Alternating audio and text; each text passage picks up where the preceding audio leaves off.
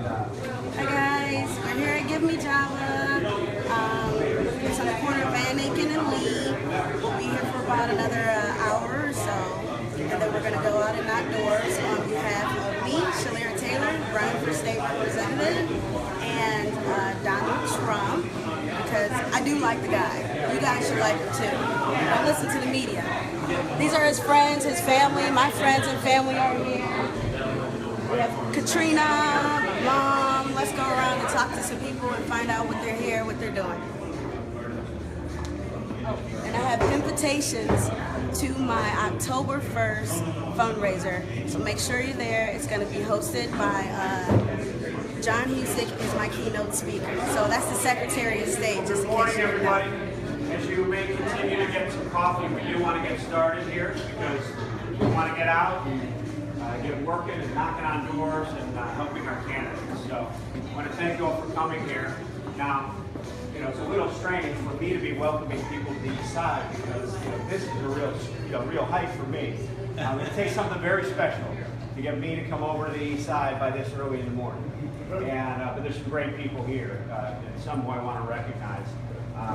Some leaders from the inner city Republican movement, what a great dynamic grassroots movement that is on their advisory board. Laverne, James, thank you for the work that you're doing there.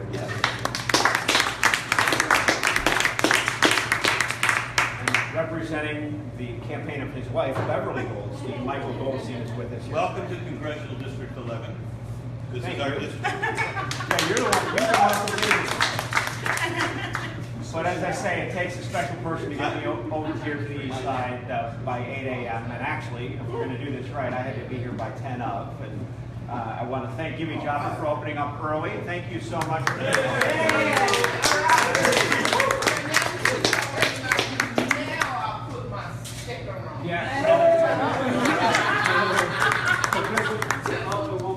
First thing I needed when I got here was this sign back here that says, "Let me get back to you when I've had my coffee." Yes. So I've had my coffee. If you haven't, please make your way over there during. But save your cup, because thanks to the Trump campaign, thank you, Garrett, we've got our coffee, but you also get a free refill. So I want to thank the campaign for that. And I want to introduce that very special person who's been working so very hard, and not just for her candidacy, for other candidates and for the party. She's a new ward leader for the Republican Party of Cuyahoga County, but she's going to win and be a new representative for us down in Columbus, and that's Shalira Taylor.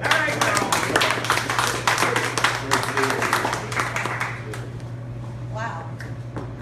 Thank you for everyone coming out 8 a.m. in the morning. Thanks, Give Me Java once again. Wow. I'm just so overwhelmed because I went into this thinking that, okay, I'm going to put my name in the hat and see how this goes.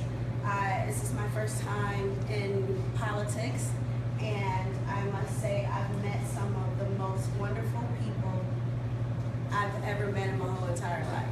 I thank you all for the help that you've given me. My mom has been one of my biggest heroes. She retweets everything I put out there. It's kind of funny. She retweets everything. Everything. And it's almost instant. It's kind of like you're watching. I love it. My district has been controlled by the Democrats for the last 40 years. And I don't know if the people realize that it's been the Democrats for the last 40 years. They want to blame it on the Republicans. I know I'm preaching to the choir here, but they want to blame it on the Republicans, and they want to blame it on a whole bunch of people that are actually not in control. So that's something I want to change. Donald Trump and I have a lot of the same views on rebuilding the city and school choice. We are aligned on a lot of the same issues and views that are out here nowadays. So I just want to talk to the people. I just want to get the message out there that, one, you should start looking at, candidates and what they stand for, what they truly stand for, and vote that way. So if you're pro-choice, then you should vote for somebody that's pro-choice. If you're pro-life, you should vote for somebody that's pro-life. And most people that I know are pro-life. And you should have a candidate that's in there that's pro-life, like me. The current candidate is not... Okay, we'll vote for you. Okay, I'll got my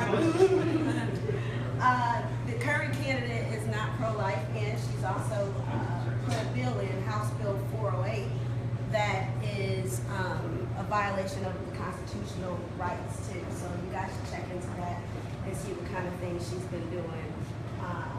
I'm just excited to get out here, go knock some doors, introduce myself to some more people, and I'm excited to work with the Trumps this November. So that's it. That's right. Come on, Mom. Yes. I just want to tell you guys that when I was raising her, I always taught her that she could do anything that she wanted to do as long as it was positive. And I'm really proud of her because I think this is a very positive thing that she's doing. Yes, it is. Thank you for being a strong role model, clearly. Yes. So, I tried. Okay. well, I say it about coming all the way over here to the east side. That's kind of a Cleveland joke. The old east side, west side. Somebody who's come from a lot farther away is Katrina Pearson, and we're very pleased to have the Trump campaign officially represented us here today. I had the privilege of being with Katrina Pearson during the course of the convention. I didn't know we were going to be on CNN together. I didn't know who was going to be on that show with me. And so I hadn't done my research. And now, as I was getting ready for today, I'm a little embarrassed because we were together on CNN on the Wednesday of the convention. Anybody do the math? It started on the 18th. Do you remember what day the Wednesday would have been? It was July 20th? Yeah. Happy birthday. Thank you. I didn't say it at the time, but when we were together back then, she was just working right on through. There was no, days off in this campaign, not in the least, and there aren't today. So she's truly come a long way, not just from the west side, but from Texas, from DC, from New York. I'm not sure where you flew in last night to be here this morning. DC last night. DC last night. But I know the story a little bit about your background, speaking for the Tea Party, being a working mom, meeting Donald Trump out there on the campaign trail, and just starting that conversation. Much like what has happened here, people like Shalira Taylor just coming forward and saying, I want to be part of making a difference, part of making a change, and stepping forward and doing it. Really putting her money where her mouth is, her time, coming right here to Cleveland to work with a great candidate like Shalira. Katrina, thank you for taking your time. Ladies and gentlemen, Katrina Pearson for the Trump campaign.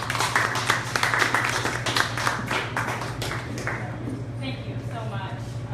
We made a commitment with Mr. Trump early on. We will go anywhere, talk to anyone in any neighborhood, and that's exactly what Mr. Trump is doing. And the part that Rob left out was after that interview on CNN. This was, I think, either the same day or the day after that Ohio's governor decided not to attend the convention. And I was just so pleased that Rob came up to me after our interview and said, never mind our governor, we're going to help you win. And so I want to thank you for that. Absolutely, yeah. So that was very encouraging on that first day, because I think we were all a little bit, shocked that there were people who weren't going to get behind the nominee because, Rob mentioned I was with the Tea Party, and so I was working against every establishment Republican. But at the end of the day, I put my Romney sign in my yard, and I went on television the night before, and then there was no thought about it. I held my nose and I pulled the lever because that's what we're supposed to do. So this year, I was really taken back by everything that had happened, considering how Donald Trump had, broadened the base of the Republican Party. He has brought on, he's winning married women right now against Hillary Clinton. He's brought in more brown people. He has broadened the base, which completely is what the GOP autopsy report said that they needed. And now we have a candidate that's done all that. Not to mention, he's been able to excite so many new people in the process. Just last week, we were on a call with the RNC getting a ground game update, and there were 1,000 new Republican registered voters in Florida in one day.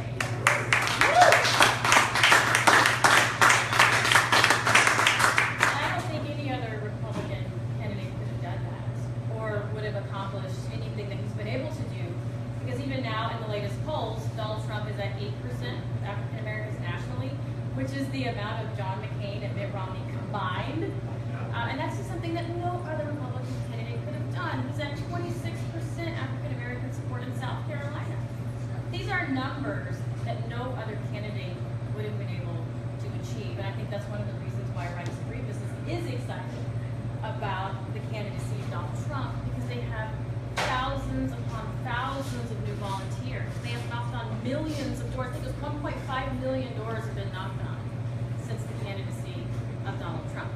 And Hillary Clinton brags about the offices. They've got X amount of offices in this state, X amount of offices in that state, but there are no people in them. That's right. We have the opposite problems. But we're utilizing our people not in offices, but in the field, which is what you guys are going to do today.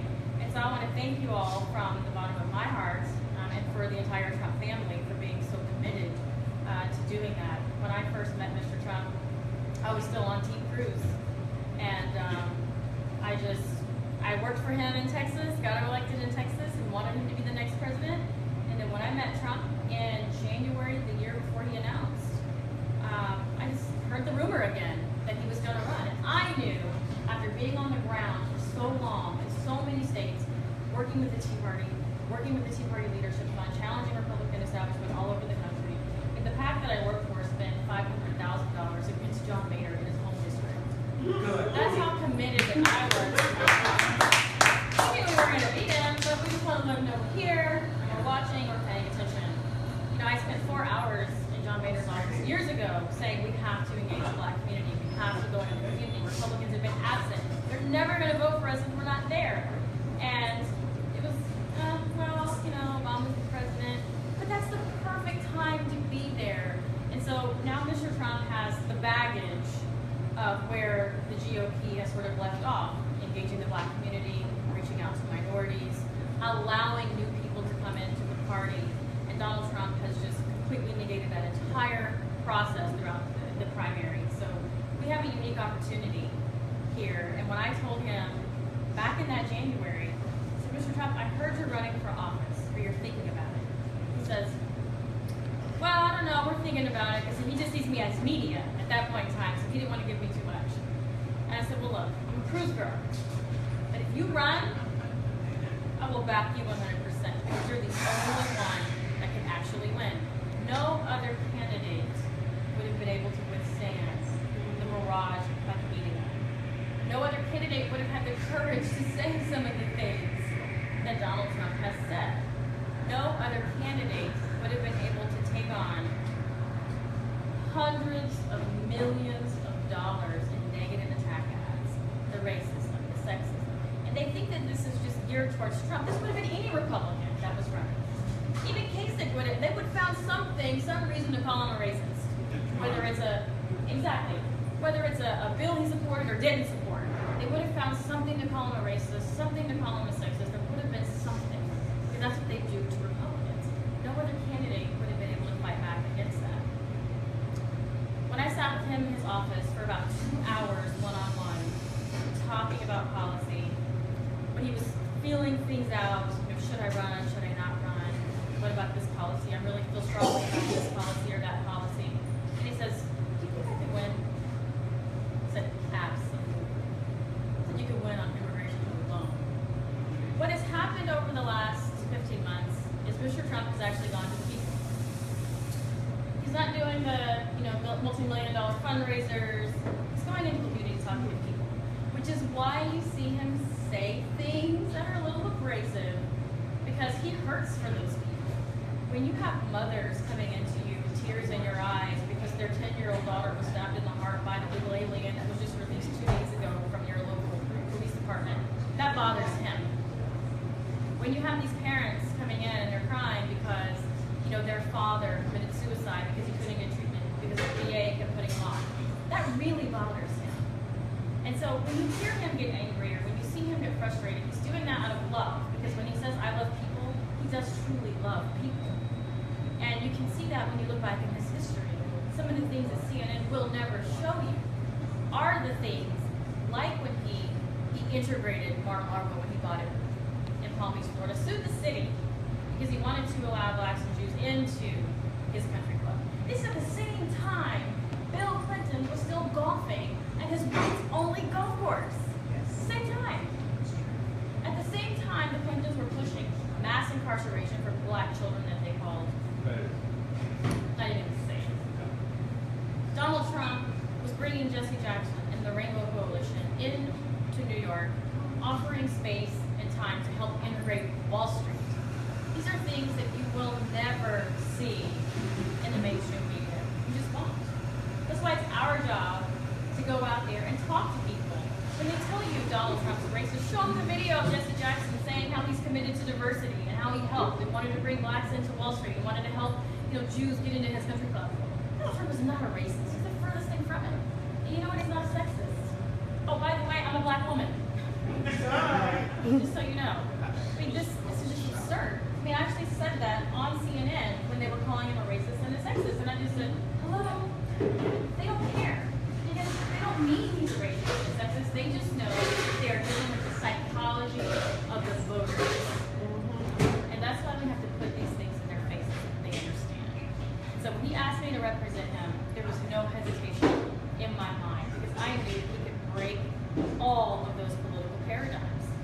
Republican, Democrat, Independent, not affiliated at all in politics. He brings them all in. And even when some, like on the conservative side, get a little upset with some of his policies, like the most recent one that came out with child care, it's very simple to me. We have so many Republicans that call themselves conservatives, but yet they supported the Exim Bank, which gives hundreds of millions of dollars to their corporate donors.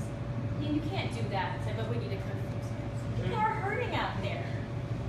So we have an opportunity now for Donald Trump to build that bridge between Democrats, independents, non-voters, and say, look, now with Trump and the Trump administration, the government's no longer working against you. And so this is more of an olive branch, the brainchild of Ivanka, who deals with women all the time, who see these struggles. And he always says to me, I'm so blessed. We have so much. This is the only other thing I can think of to give back. Because despite being here, he's a very generous person. He will go to the newspaper, and if he sees somebody that does a great thing, he'll rip it out, give it to him, they'll send him a $10,000 check. Well, no, that doesn't come from his foundation because it comes from his personal wallet. Big difference. So I just want to say thank you so much for being here. One of the reasons I'm here is because I'm committed to making sure he is the next president. And it's not because I don't want Hillary, it's because I want Donald Trump to be the next president of the United States. So thank you all so much. Showing those facts about his integrity. I That would be wish. huge. I wish we would see those We could ads. see those ads. So let me explain something else about Mr. Trump that frustrates a lot of us because again, this is a psychological game in politics. He is who he is. He knows who he is. He doesn't like pandering. He doesn't see color. He doesn't see gender. So he doesn't like that kind of politicking. But he's going to keep getting hit with it. But it's not very working. effective ad. It's not working anymore. It is not working. We're fighting through it. He's pushing through it. He's proving himself. His surrogates are out there defending him every day, and we're really exposing the media. Yep. And so he may be able to get by without doing that. A PAC might do something like that. But more and more that we're out there using social media, that we're out there talking to small groups in your communities, we can scratch all that out from November 8th. I did have an invitation from Heritage Christian School there in Akron. Dr. Ben Carson has been financing them with his reading, so they have scholarships. It wouldn't be a hijacked situation if you went there. Although all the teachers are white, the demographic makeup of the school is 59% of color. And because they're getting Ben Carson scholarships, Yeah. you can go in there to be very well received. I've given this information up to Scott. I wanted to give it to you directly to make sure that Mr. Trump, yourself, and Dr. Carson were able to go there, and that it would be a beautiful time to show that he's interested in the education of kids, pointing out the importance of potential vouchers and our charter schools, and to have the backdrop that yellow, black, brown, or white, they're interested in the focus of the children. It would be a big hit. So I can give that to you by way of Garrett. Make sure that you get it. I pass it up. That'd be great. I mean, that's one of, education is one of his biggest passions because, Mr. Trump believes if you can fix education, Right. you can fix everything else because that's where everything stems from. And there's a lay of all of those particular schools that Dr. Carson's been financing. So if one of the surrogates was with him, there you go. So you've got a map of that all around beachheads that no one is going to say you're an Uncle Tom because he's financing. So that would be the first one. It's in Heritage Christian. It's in Akron, and I can get the information to you later. Thank you. Okay, that'd be great. Thank you. Hi, thank you. I want to make you aware of some peculiarities of this district right now in terms of race. President Obama keeps saying we need a conversation on race. It's very difficult to be a black Republican when you're working with a lot of Democrats because they don't give you any credibility, or at least that's what we've seen. Right. It's a little easier to be a white candidate. Shalira has a hard time, and so does Sandra. But the conversation on race starts by getting into the inner city early and just talking to people and sitting down with ordinary citizens, which is what Mr. Trump is trying to do now. It's a little more difficult for him at this level to just go to an event and sit down and chat with a bunch of people. But we've been doing this since January, and it really works. And that's the way to run a campaign. Now with the diversity ball during the convention, what do we have? 2,000. We had a lot of people. We're looking at doing another one. That's what we want to do. So we had a guest from Colorado, a black gentleman, we took him with us. He was amazed. He'd never seen that many black Republicans in one place. So is there any way we can deal a little differently with this district and Mr. Trump? What can we do for him is basically the question.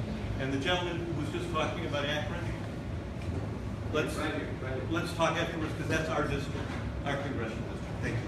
I think do what you keep doing. You just keep doing what you're doing.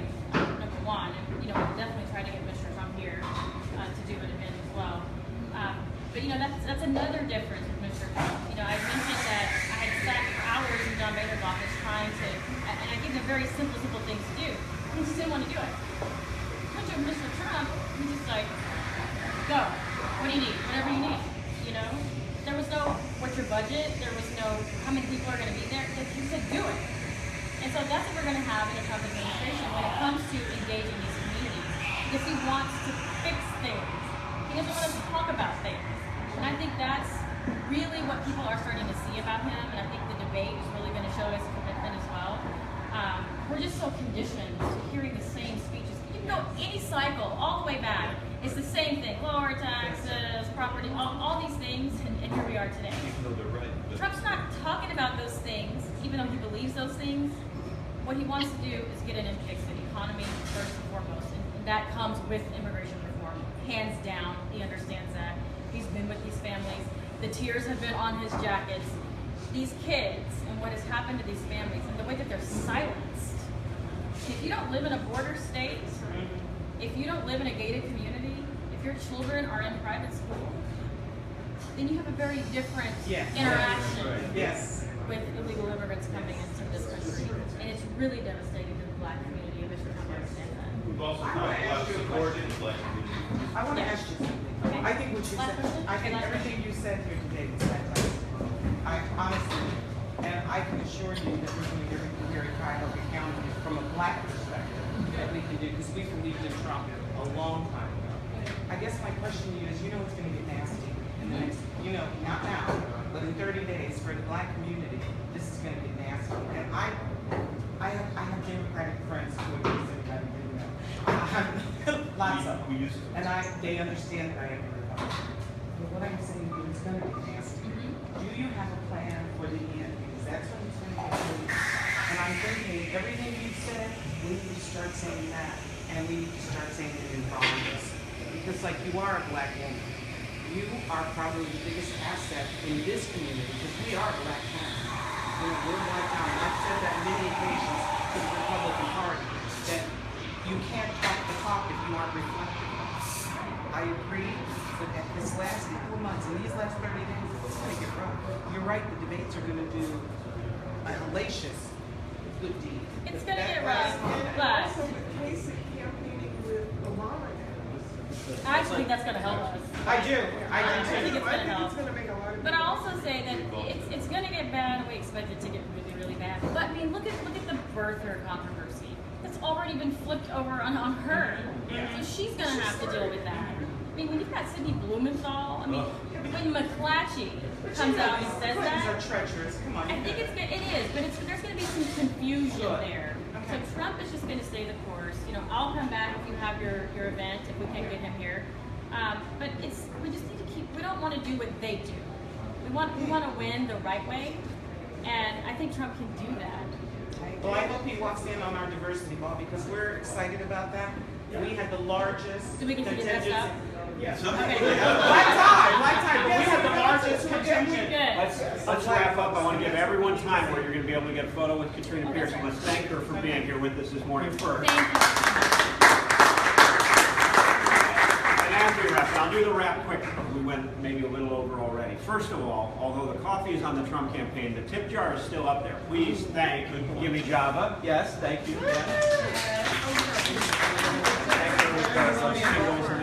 But I also want, we talked a little bit already, and Katrina spoke about what the Trump campaign is doing differently. And they really are. Donald Trump is. And let me talk about a few ways. First of all, just coming here, right nearby to a charter school, being here, not because it's a black neighborhood, but because he was announcing a major initiative on charter and choice in education. It came right to the heart of where things are working in education. We've been working on it since the 1990s in Ohio. It's a real success story. He recognized it, said, let's take what's working, let's make it, let's scale it up, let's do it on a national scale because families are hurting if they're stuck in failing public schools. Another thing, just as simple as taking a few dollars. You know, Donald Trump, when he was here that day last week, he raised a good bit of money. We want him to be well funded. He's going to have to run that national media campaign.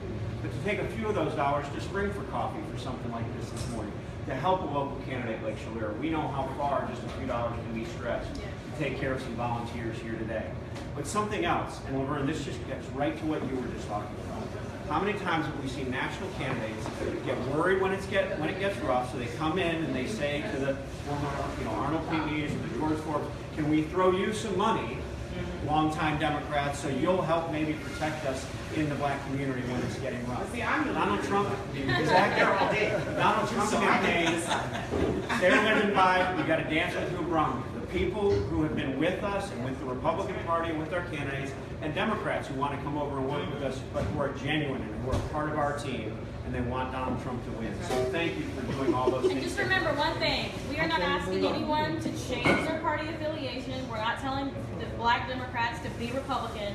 We're just asking them to vote for Trump and see the change that can be made. So vote for Trump and vote for Taylor, and let's get out there and That's knock on the right. door and say,